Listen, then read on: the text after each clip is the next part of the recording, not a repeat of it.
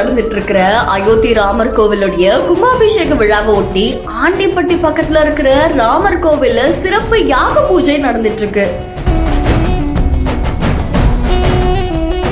அயோத்தியில புதுசா கட்டப்பட்டிருக்கிற ராமர் கோவிலுடைய கும்பாபிஷேக விழா பிரதமர் மோடி தலைமையில நடைபெற்று வருது.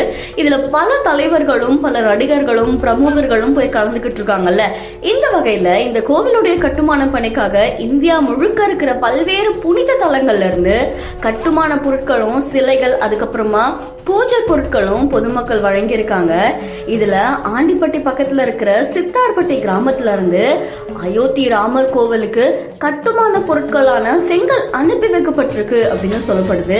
இந்த நிலையில தான் கோவிலுடைய கட்டுமான பணிகள் முழுக்க முடிஞ்சு இன்னைக்கு கும்பாபிஷேக விழா நடந்துட்டு இருக்கு. இதை முன்னிட்டு ஆண்டிப்பட்டி பக்கத்துல இருக்கிற சித்தார்பட்டி ராமர் கோவில்ல சிறப்பு யாக வேள்வி பூஜை நடந்துட்டு இருக்கு அப்படின்னு சொல்லப்படுது.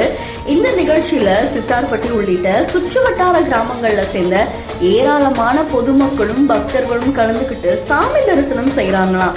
இதே மாதிரி அங்க அயோத்தியிலையும் பிரம்மாண்டமான முறையில கும்பாபிஷேகம் நடந்துட்டு இருக்கு. அது பாக்குறவங்கள மெய் சிலிர்க்க வைக்குது.